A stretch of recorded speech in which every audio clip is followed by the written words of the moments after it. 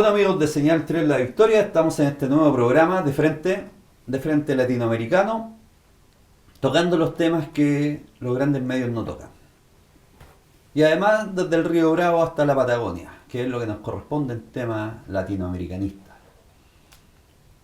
Es bueno saber la historia y la memoria. Hoy día la derecha de este país quiere eliminar historia. Hace un tiempo atrás querían eliminar filosofía desde las escuelas. Y es porque a los pseudodemócratas de este país, o a los socialdemócratas de este país, tanto de derecha como de menos derecha, le interesa borrar la historia y borrar la memoria. De que las nuevas generaciones no sepan lo que pasó en este país. Pero para eso tiene que estar la televisión pública, que es el rol que ha venido desarrollando la televisión comunitaria desde hace 20, 21 años, o desde mucho antes. Por eso hoy día estamos acá con Loren Maxwell. Hola Lolo, Hola, Polo. ¿cómo estás? Bien. Un gusto verte por acá nuevamente. Sí. Y editor del libro, uno de los editores del libro Un Paso al Frente. ¿Cómo estáis? Bien y contento de volver a la Señal 3. Después de tanto tiempo, tú seguís un Harto programa años. acá Sí. hace muchos años Como atrás. 15 años. Sí, como 15, un poco más de años, acá en la Señal 3. ¿Qué tal? ¿Cómo te ha ido? Bien, pues Lolo? hartas aventuras. Harta agua ha pasado bajo el río. Cuéntanos un poquito algo de tu historia. Tú estuviste en México durante un tiempo. Sí, por eso me desaparecí de acá. Bueno, formamos un canal también en el barrio Yungay. Sí, me acuerdo. Y ahí Sí. hicimos nuestra experiencia televisiva por allá también. Hasta como el año 2010, 2011, en que vino esta ola represiva a las casas Ocupa, los centros Sí, culturales correcto. que habían allá en el barrio. De ahí el canal se tuvo que bajar y muchas de las casas Ocupa desaparecieron. Claro. Y yo me fui a México a cuestiones personales, estudios y qué sé yo. Allá estuve de preso por participar de una manifestación a propósito de Muy un- brígido fue estar preso en México. Fue, sí, duro porque en ese momento estaba en el gobierno Enrique Peña Nieto y era un gobierno muy corrupto y básicamente de derecha, a pesar de que era del Partido Revolucionario Institucional, pero que es un partido que durante ya los últimos 50 años ha gobernado solo para una élite. Claro. Y entonces se acostumbraron también a gobernar de manera así súper autocrática, despótica, con mucha violencia y articulando montajes, ¿no? Para desacreditar al movimiento social. Y en ese momento habían caído 43 estudiantes desaparecidos, los 43 estudiantes de la normal de Ayotzinapa. Y yo fui a una marcha, bueno, y me tomaron detenido y tuve que volverme. Y aquí estoy. Y con el aval de la policía, me imagino, con el aval de toda la gente que te tomó detenido para poder hacer este montaje. El montaje, claro, Claro. claro, ¿no? Y se solucionó favorablemente. Fue difícil. ¿Cuántos meses estuviste? No, se nos fue tanto, fueron unos días, unas par de semanas. Un par de semanas, pero Bien intensa, sí. bien intensa. Sí. Tú temiendo por tu vida, porque Claro. la claro. policía ya mata y asesina Claro, gente. allá existe el Pan de cada día. sicariato, ¿no? Entonces, Y entre ellos está metido la policía dentro del sicariato también. claro, están vinculados todos los cárteles del narco con las policías, el ejército. De hecho, el caso de Ayotzinapa todavía no se resuelve No. justamente porque hay instituciones del Estado involucradas, policía y ejército. Se han ido filtrando después. Hace 2 o 3 días se cumplieron los 5 años de ese suceso y todavía no hay una versión Claro. definitiva del Definitiva caso. de lo que pasó. Claro, o sea, está la versión del gobierno de Peña Nieto, ¿no? Que le llamaron la verdad histórica, pero que también fue un montaje. Claro. Claro, y se empezó a caer con el tiempo. Y ahora que llegó al gobierno Manuel Andrés López Obrador y se comprometió a resolver, A esclarecer el caso de Ayotzinapa. el caso. Han ido saliendo más antecedentes, pero todavía no está definitivo. Dilucidado, Claro. definitivamente. Ujú. Oye, después de eso de México, te viniste a Chile. Sí. ¿Y qué pasó contigo? Y decidí, bueno, también por lo fuerte que fue toda esa experiencia y todo, decidirme a vivir al campo solo. Así. Ya. Estuve 2 años como de ermitaño prácticamente. Ya. O sea, sin abandonar obviamente muchos proyectos y seguí trabajando en varias cosas, vinculado también a la literatura, que es algo que lo que a mí más me motiva, ¿no? Ya. ¿Y cuánto tiempo estuviste así? 2 años. 2 años, sí. Ya. ¿Y qué tal la experiencia? Interesante, Ya. buena, aprendí ¿Estás ahí mucho. sembrando papas? Sembré montones de cosas, aprendí de permacultura. Ya. Sí. Y ahí es todo un universo que se abre, las posibilidades de recuperar tierras dañadas, de ver todo lo que hemos hecho de manera errónea con De el todo campo, lo mal que hemos claro, hecho. todo lo que hemos hecho, que nos lleva hasta el extremo en que estamos hoy día, ¿no? Que Claro. estamos al borde de la posibilidad de la extinción de la raza humana. Oh, Entonces cuando qué estás terrible. vinculado con la Claro. tierra te das cuenta de eso, ¿no? De que es efectivo. Claro, de todos los errores, el uso de agrotóxicos, la deforestación, la ganadería intensiva, los monocultivos, puros errores. Oye, pasando por eso, qué te produjo el discurso de esta niña de 16 años ante la ONU? Me parece que son... Porque hay mucha gente que encontró que su discurso era muy agresiva, No, lo que pasa es que es una generación que está enrabiada, o sea, una generación que está frustrada, es una generación que no es responsable de lo que está, o sea, no es responsable individualmente, sí, digamos, de lo pero, que- de pero lo que claro, ha pasado. como participante de una cultura, no podemos decir que los países europeos estén limpios No, de polvo y paja, al al contrario, son los Son los más responsables sucios. son los responsables del desastre ecológico. Entonces, pienso que son voces que son necesarias, ingenuas de repente, ¿no? Pero esa indignación es legítima, perfectamente Pero que son legítima. capaces de decir la verdad. Que le decían a los gobernantes, ustedes están más preocupados del dinero que Claro, de lo claro. que está pasando en el Entonces, medio claro, ambiente. uno puede decir, pucha, qué lástima que haya tenido que ser una niña rubia, Claro. blanca, Y que no se escuche. y no se hayan escuchado las voces ancestrales Indígena. que nos vienen diciendo Claro. que esto va a ocurrir o que está ocurriendo, digamos, Claro. ¿no? Y que muchos activistas ambientales sean asesinados, como la Berta Cáceres, Claro. por ejemplo, la Macarena Valdés, ¿no? Y que no tuvieron tribuna y no tuvieron palestra y no tuvieron la posibilidad de acceder a una tribuna tan grande como la de las Naciones Unidas. Claro. Claro, ahí tú ves todo un mundo de discriminación, pero eso no deslegitima el mensaje que Correcto. ella... Hace pocos días atrás también fue un dirigente de Valparaíso, fue torturado por la policía. Un dirigente ambiental. Entonces, No, ¿a no, qué- si a eso, qué nos eso estamos está ocurriendo enfrentando? sistemáticamente. O sea, a Macarena Valdés parece que hay muchos indicios de que fue las hidroeléctricas, Claro. una empresa transnacional que la mandó matar, igual que a Berta Cáceres. Claro. O sea, ¿Puede que detrás- esté funcionando la CNI todavía? ¿Los aparatos de la CNI? O sea, ¿Los miembros de la CNI? no, o sea, pienso yo, especulando, digamos, creo que así como en otros regímenes dictatoriales, ¿no? Hubo un vínculo entre El el Estado y los y aparatos represivos políticos. claro, paramilitares, y qué sé Claro. yo. Todo eso después de que terminó la dictadura siguió operando de alguna forma, pequeños grupos, individualidades, gente que está Trabajando a lo mejor trabajando para- de mercenario, para forestal, claro, de trabajando. mercenario, de seguridad. Claro. Es bien conocido de que ex CNI o ex PAC o ex TIRA son ahora asesores de seguridad para empresas. O para algunos ministerios. A nosotros nos tocó hacerle una pequeña entrevista a Andrea Alamán en el gobierno anterior de Piñera, y él tenía contratada gente de la ex CNI en su ministerio. Entonces le preguntamos y él salió corriendo. Ah, sí. Claro. Claro. Está el video, Claro, donde claro. sale corriendo cuando le preguntamos. Claro. Le preguntamos porque le fue a rendir un homenaje a Simón Bolívar, ahí a Brasil con Alameda, y fuimos, y lo entrevistamos, bien, Simón Bolívar y todo el tema, pero después cuando le preguntamos el tema de que él tenía contratada gente en su ministerio de la CNI, Ujú. salió así. Claro, bueno, eso es O sea, no fue capaz de decir usted está mintiendo, no Ujú. fue capaz de decir Eludió la- pásame los antecedentes, porque ahí nosotros vamos a meter mano con Claro. los violadores.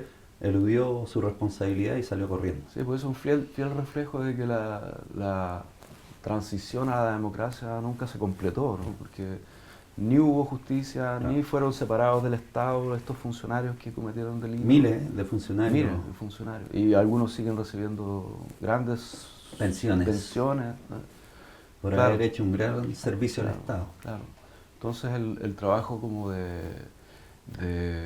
cuestionamiento a lo que fue todo el periodo de la dictadura ha sido incompleto. Oye, ¿es difícil hoy día ser dirigente social en Chile? ¿Ambiental, social? Sí, sí, es difícil. O sea, lo que yo veo, digamos, porque Es un tema que está solo ahora último, puesto, digamos, en los grandes medios, y hasta hace poco nadie quería hablar del tema, ¿no? Además que hay muchos intereses económicos muy grandes, o sea, de grandes transnacionales que tienen puestas aquí grandes sistemas extractivistas, ¿no? Esta es una Como economía, Berelloma, esta que es una trae economía todo el extractivista. agua de, Claro, entonces de Petorca. tenés empresas canadienses vinculadas a las mineras, al oro, tenés empresas españolas vinculadas a los Empresa recursos italiana. hídricos. Claro, entonces hay demasiados intereses que están presionando al Estado, presionan a los políticos y finalmente claro, Y lo presionan con dinero, con dinero. es una dinámica, una mecánica, ¿no? Que funciona a ¿Qué través es lo que se ha visto con Sokimich? de las Y se ha coimas, visto... claro, las boletas falsas, Claro. todo eso, que financia la política. Claro. Entonces tú puedes decir, es un parlamento que está cooptado por el empresariado, por las grandes transnacionales. Entonces hay que ser parlamentario para ver y para desmantelar este Sí, entramado. es una posibilidad, claro. O está el juramento de los parlamentarios que dicen que todo lo que pasa en el parlamento Se quedará, queda ahí, claro. se queda. Ajá. Bueno, este jueves entrevistaremos a alguna parlamentaria acá, así que ahí le vamos a preguntar eso, Ujú. porque nos interesa la verdad por sobre todas las cosas. Oye, y después de Chile, después de ese periplo ahí de ermitaño, Ujú. ¿qué te pasó? Después, bueno, por cuestiones también así como de necesidad de cambiar de realidad, de moverte, la vida de ermitaño es un poco dura porque tienes que lidiar mucho con tus monstruos, tu soledad y qué sé yo. Bueno, durante ese periodo en todo caso debo decir de que trabajamos en este libro. Ya, ¿estabas trabajando ya acá en Chile sí, durante esos yo me 2 años? fui ya de Chile a Brasil Ya, pero... con el libro ya publicado. Pero ¿y qué te motivó?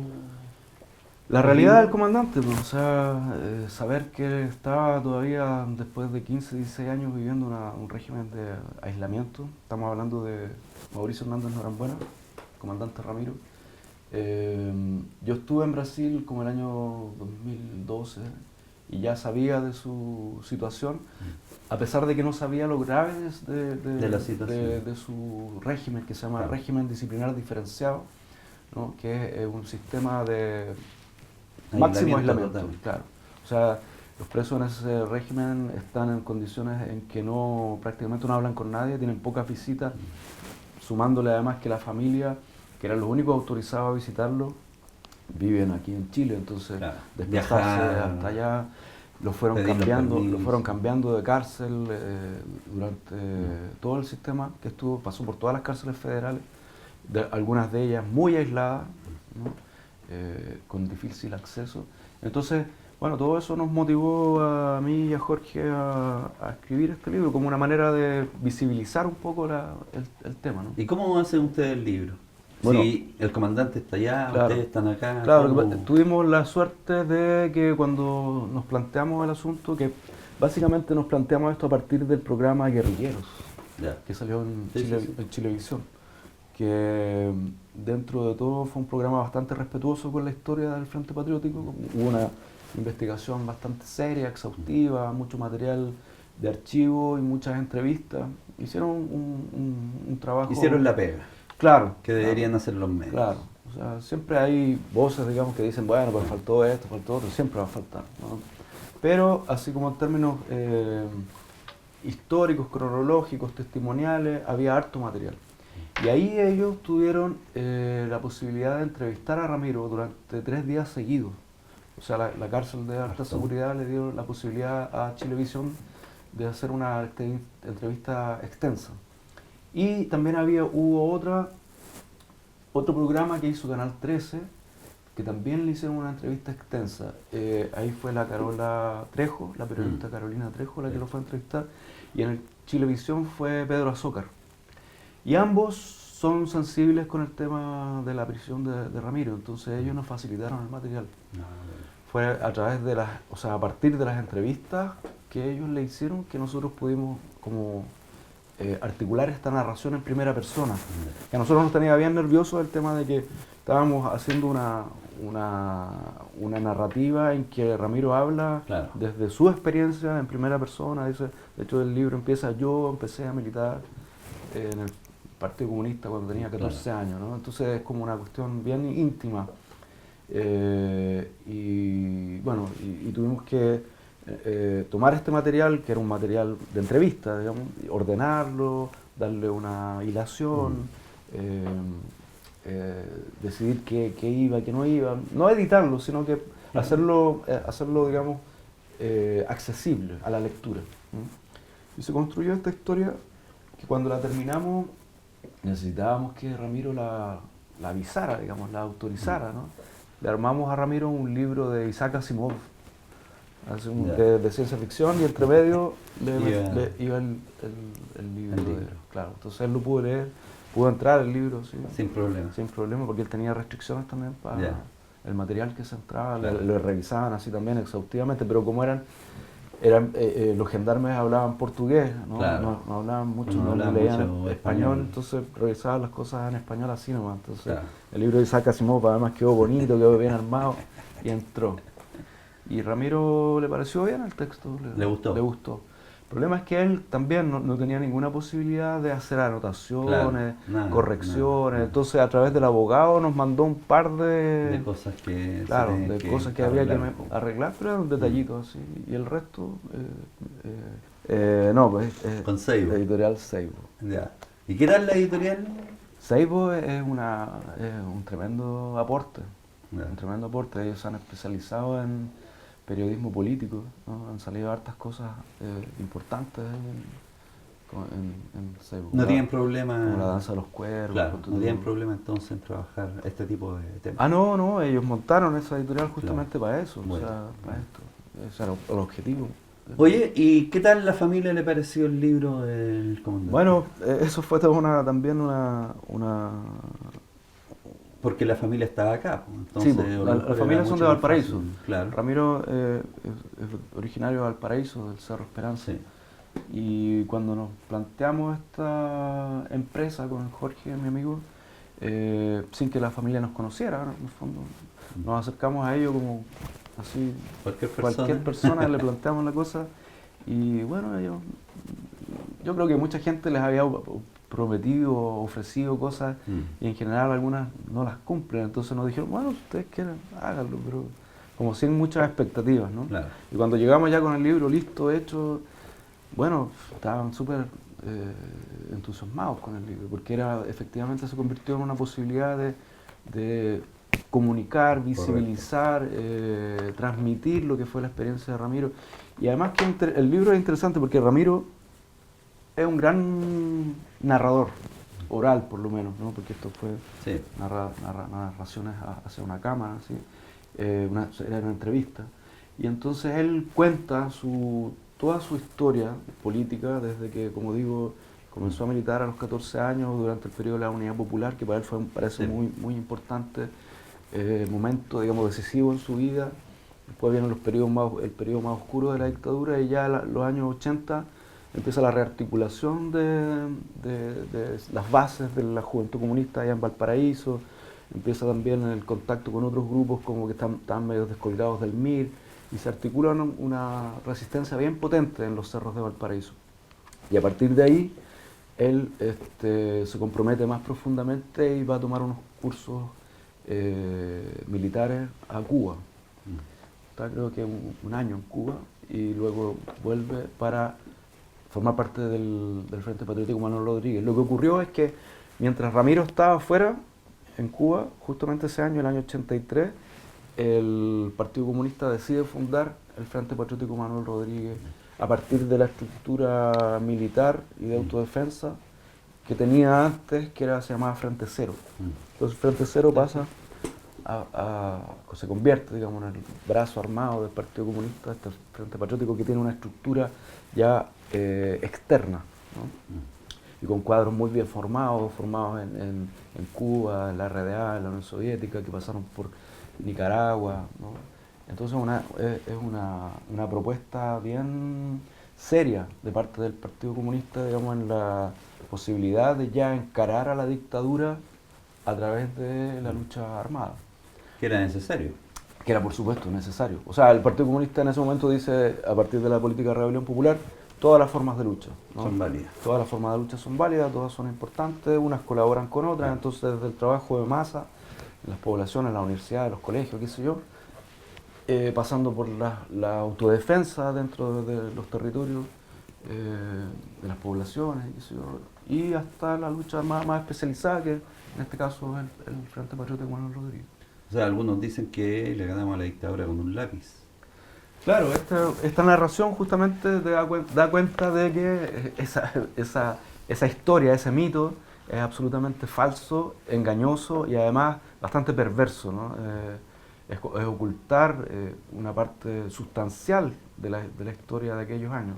Como tú decías, digamos, al principio, la derecha, la concertación y ciertos sectores acomodaticios de la política les interesa que la historia no se sepa, no se conozca, que se conozcan los mitos, digamos, que se crea que la película no es como, Es la verdad. es la verdad como ocurrieron los acontecimientos, digamos, que a través del Gracias a plebiscito una y una campaña publicitaria claro, muy publicitaria. bonita, ¿no? Que era la campaña del no, se ganó a la dictadura. Cuando detrás de todo eso, digamos, de todo lo que significó la derrota militar, o sea, perdón, la derrota política de la dictadura, hay todo un enfrentamiento hasta el enfrentamiento militar, ¿no? Que Hasta se crearon algunas bandas ahí llamando a dejar las armas y que las armas tenían que volver a casa porque las manos desarmadas construirán claro. la paz. Bueno, es que toda la primera parte de los gobiernos de la concertación, especialmente el gobierno de Patricio Aylwin, hizo una guerra sucia en contra de los grupos que todavía resistían y que tenían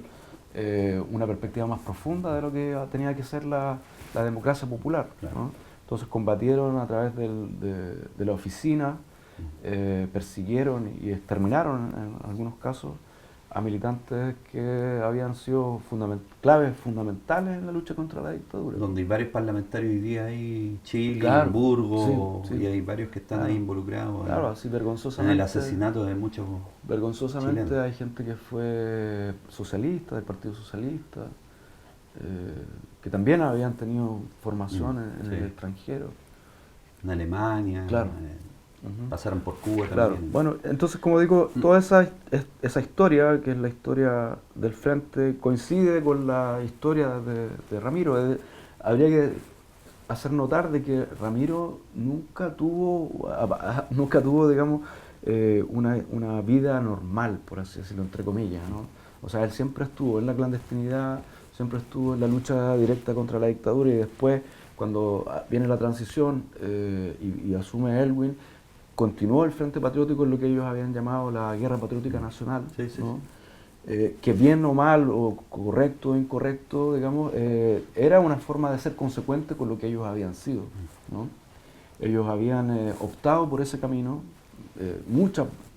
que representaban además a un sector importante de la población, que había optado por una lucha confrontacional contra la dictadura, pero no solamente para sacar a los militares del gobierno y del poder, sino que para construir un proyecto popular profundo, ¿no? O sea, con grandes transformaciones, con justicia de verdad, ¿no? Y en ese marco,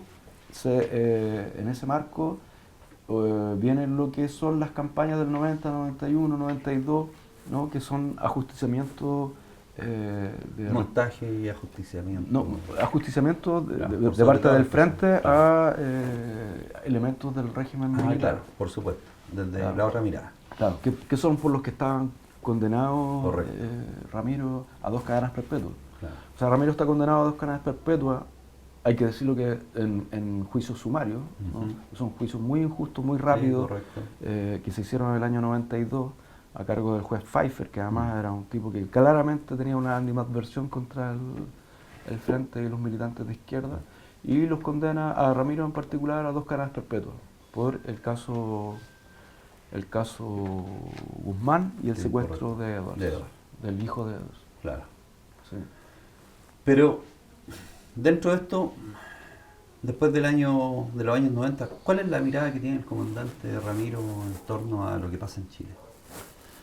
Bueno, él dice que... Porque se supone que llega la democracia, Sí, no, claro. tenemos que estar todos felices. Ahí hay, y- hay varias cosas que habría que decir, porque hay que ponerlas en contexto, si no, no se comprenden y se llega al absurdo de que se le cataloga a Ramiro como un criminal, como Claro. un delincuente, ¿no? Que es lo que ha tratado de hacer la prensa hoy día. O sea, ahora después de que Ramiro vuelve a Chile, digamos, lo traen con todo este montaje que hacen, esta negociación que hay entre Piñera y Bolsonaro, ¿no? Que Bolsonaro finalmente lo que quiere es deshacerse Claro, el cachito. de Ramiro, porque además el miedo de Bolsonaro era de que Ramiro ya en Brasil estaba a punto de tener beneficios carcelarios, es decir, él podía postular, Optar por la dominical, claro, la y salida así. dominical, salir a Claro. trabajar, entonces tenían miedo de que se fugara o de que fuera Claro. imposible controlarlo dentro del territorio brasilero. Entonces ellos prefieren pasarlo A Chile. Chile para que la responsabilidad, Chile se haga responsable, ¿no? Y violando ciertas normas, digamos, Claro, internacionales. del Mercosur. Claro. Sí, podemos hablar un poco después de eso, pero quería volver al tema de que para entender lo que tu pregunta, digamos, para entender lo que pasa con el Frente Patriótico durante los años 90, hay que entender también el compromiso que asumió una gran parte de militantes del Partido Comunista con la política de rebelión popular de masa, ¿no? Compromisos vitales, digamos, o sea, compromisos de la seguridad, de la integridad física, compromisos, digamos, o sea, se arriesga la vida, ¿no? Sí. Entonces, en ese arriesgar la vida hay una opción política, individual, personal, que es muy fuerte, digamos. O sea, tomar esa opción significaba tener una gran convicción de lo que se estaba haciendo.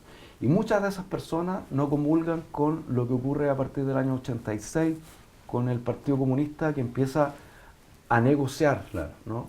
Empieza a negociar junto con los otros sectores de la oposición, que bueno, de los otros sectores de la oposición podíamos esperar, digamos, Sí, de que con el MDP claro, y que todo. hubiera negociación, o sea, la democracia cristiana indudablemente Sí, iba a negociar. Partido Radical. El Partido Radical indudablemente iba a estar por las negociaciones, los socialdemócratas, qué sé yo. Pero no se esperaba que gran parte de los sectores que habían estado comprometidos con una profunda resistencia a la dictadura también cayeran en el tema de las negociaciones, y ahí el Partido Comunista tiene una gran responsabilidad. Entonces, en el año 86 se empieza a ver que el Partido Comunista recula, ¿no?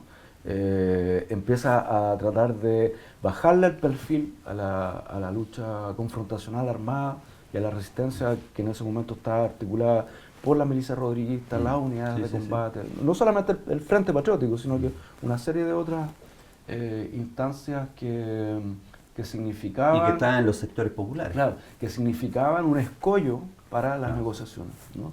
Entonces, en el 86 hay un viraje no voy a decir del Partido Comunista en su totalidad, sino que más bien de los dirigentes de las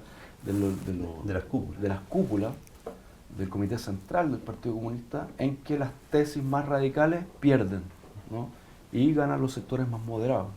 Entonces, hay una decisión del Partido Comunista, podemos decir que es un quiebre, una fracción. El Partido Comunista se divide a pesar de que no lo reconozca, ¿no? Claro. El Partido Comunista nunca ha reconocido que había una división durante los 80, pero hay una división. El Frente Patriótico es una división. Y con el Frente Patriótico se van muchos otros militantes. No necesariamente al frente, pero se van porque el Partido Comunista ya no responde a ese espíritu revolucionario que había animado los años 80. ¿No? Y de ahí empieza... Entonces, de ahí, cuando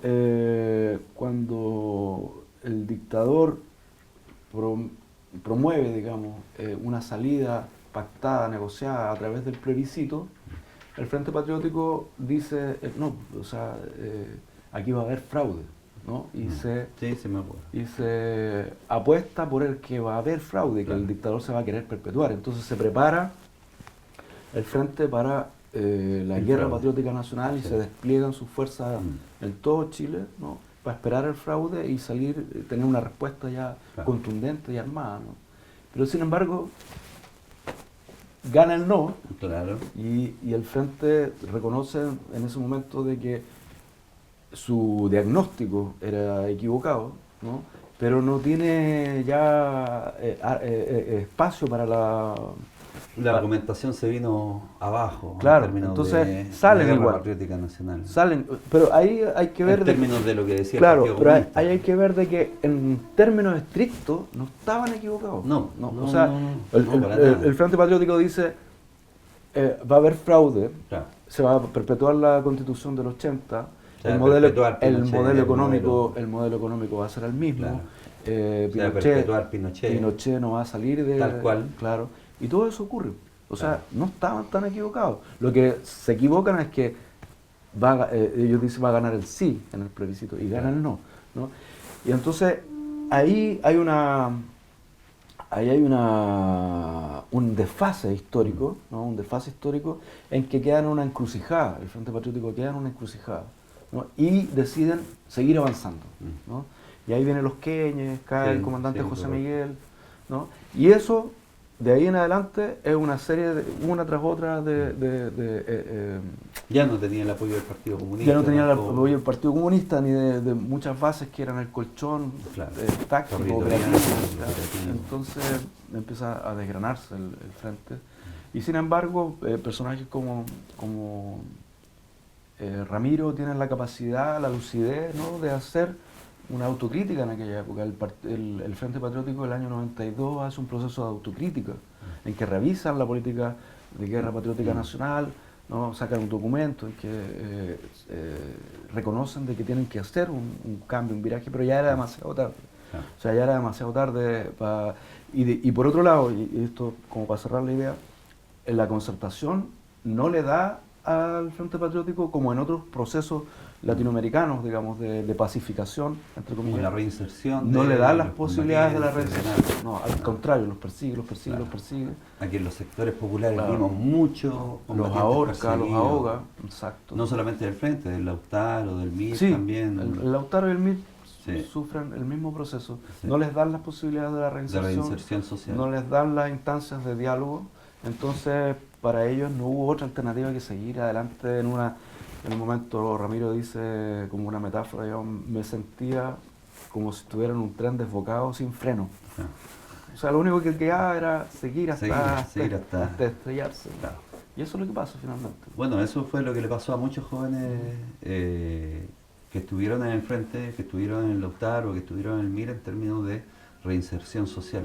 No hubo ninguna posibilidad, al contrario, fue la persecución y el asesinato de decenas de jóvenes que estaban también en este tren que dices tú, Claro. pero que cero posibilidad de freno para poder reinsertarse socialmente, como ha pasado en otros países donde ha habido guerrilla o donde han habido grupos armados, que se le ha permitido la reinserción social de los combatientes para estudiar, para trabajar o para convertir sus vidas Claro. en algo mejor. Sí, pues en otro contexto, en otro Chile, un Chile que hubiera efectivamente hecho un proceso de democracia popular profunda, Ramiro sería un héroe, ¿no? Claro. Sería este libro se Podría ser diputado este- hoy en día. Este libro se podría ser- estudiaría en las escuelas. Claro, ¿no? podría ser diputado, podría ser senador, podría ser una persona honorable, Claro, o a sea, la cual se le podrían preguntar cosas para poder ir dilucidando el futuro de este país. alguien que participó en hechos muy relevantes de nuestra historia, ¿no? Y sin embargo se le trata hoy día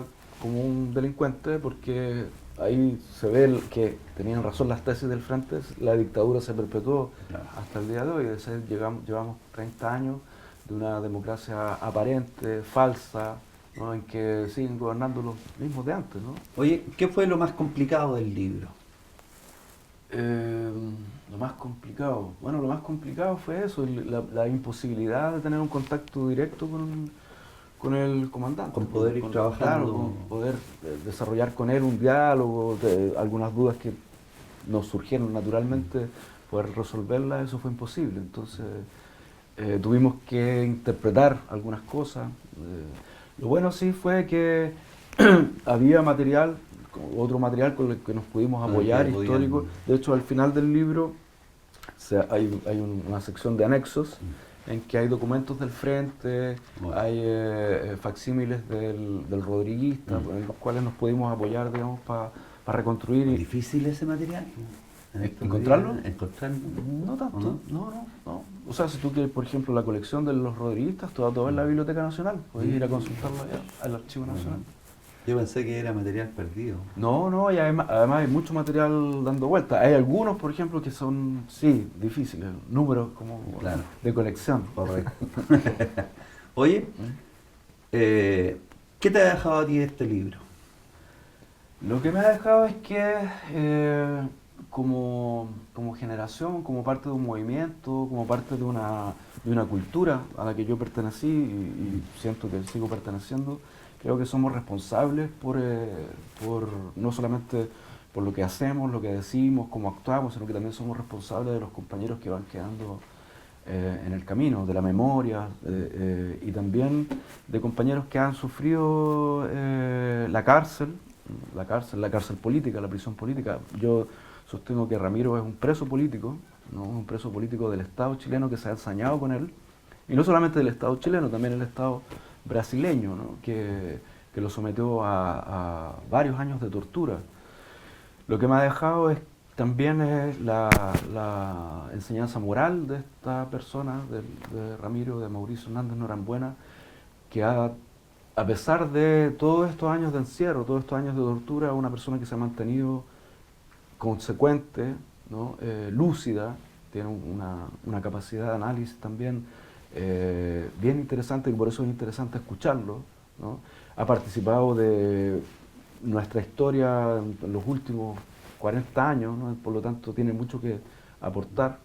Eso es lo interesante. Y creo que también, a propósito de esto, yo fui militante comunista también en los años 80 y el giro ese del que hablábamos, del Partido Comunista, para mí fue súper crítico y doloroso, ¿no? Y creo que el Partido Comunista no ha hecho hasta hoy día la reflexión y la autocrítica suficiente y necesaria para abordar estos temas, ¿no? O sea, siempre ha esquivado el asunto, y creo que hoy día, más que nunca, es un momento de volver a plantearnos esto y rescatar la memoria de los compañeros del Frente Patriótico Manuel Rodríguez, que dieron una valerosa lucha contra la dictadura. En particular, Rodrigo o José Miguel, digamos, Pelegrín, que hoy día hay un documental y Sí, ya se está hablando del tema. Claro, Norderflich, otros compañeros que vale la pena recordar y mencionar, digamos, que son parte de esta historia. Para ir terminando con la entrevista, ¿era necesario el frente?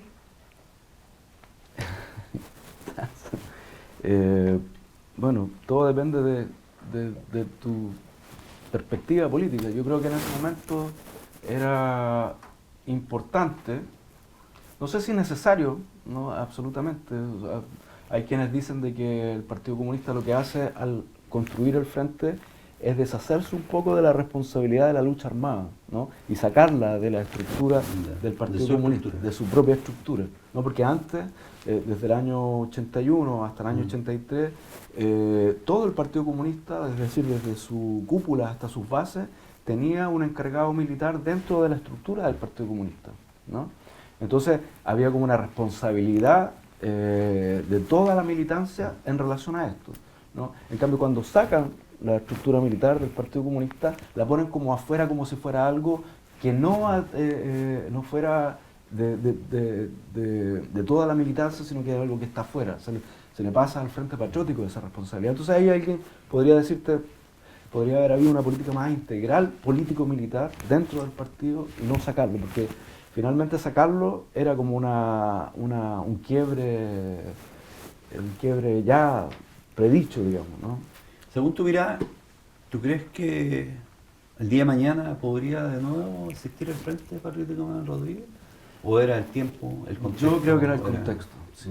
De hecho, no creo que sea bueno para la memoria del Frente que hayan grupos que todavía se reivindiquen como rodriguistas. Esa es mi opinión, así bien, porque el Frente tuvo un momento histórico, surgió en un momento histórico, tuvo un rol histórico en un momento que ya pasó, ¿no? Habrán otros grupos en otros contextos, pero ya el rodriguismo, lo que fue en ese momento. Ahora hay una cuestión que si hay que rescatar de esa, y de lo que dice Ramiro acá también, es que el Frente Patriótico tenía algo muy especial que era su mística, ¿ya? La mística revolucionaria, la mística guevarista, rodriguista, y esa mística no tiene que ver con cierta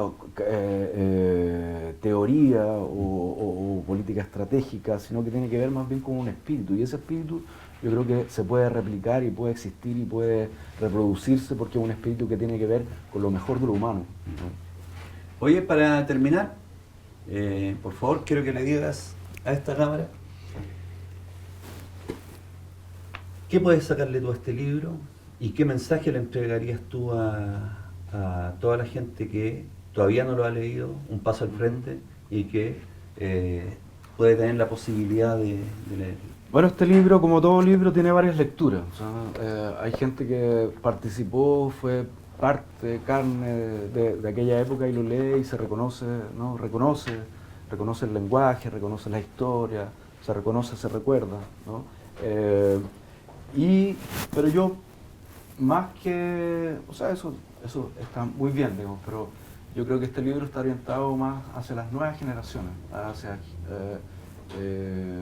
los jóvenes, los niños, los adolescentes que quieren saber qué ocurrió durante los años 80, y aquí está súper bien planteado, está escrito de manera entretenida, ¿no? Súper ágil, dinámica, porque además Ramiro tiene una memoria muy asertiva para la cuestión operativa. Entonces te describe acciones que hizo el Frente de manera súper acuciosa, ¿no? Así como con detalles, con lujo de detalles. Y eso es muy entretenido, digamos. Y ahí, además, a través de las cuestiones operativas, tú te das cuenta de cómo fue la vida en la clandestinidad, ¿ya? Eso, es un libro de historia. ¿Dónde se encuentra este libro? ¿En cualquier librería? Este libro ya está agotado en librería, pero... ¿Cuántas copias sacaron? Mira, es un libro que se vendió mucho, porque la edición original de Seibo fueron 2000 ejemplares, que se agotaron rápido. Y después la familia hizo una edición más popular, barata, más barata, que hizo 5000 ejemplares. De esos todavía quedan, se pueden conseguir. Pero como digo, no están repartidos. ¿Ustedes van a reeditarla?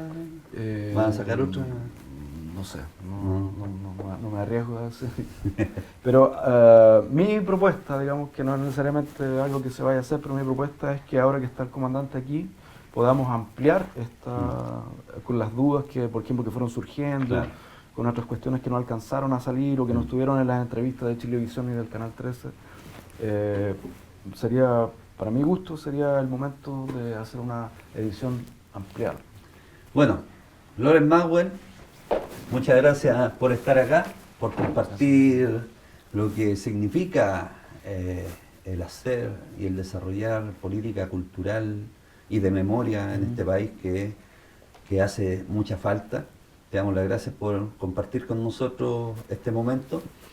Y bueno, amigos, la memoria tiene que estar inserta en nuestro ADN, porque si no vamos a volver a repetir el pasado.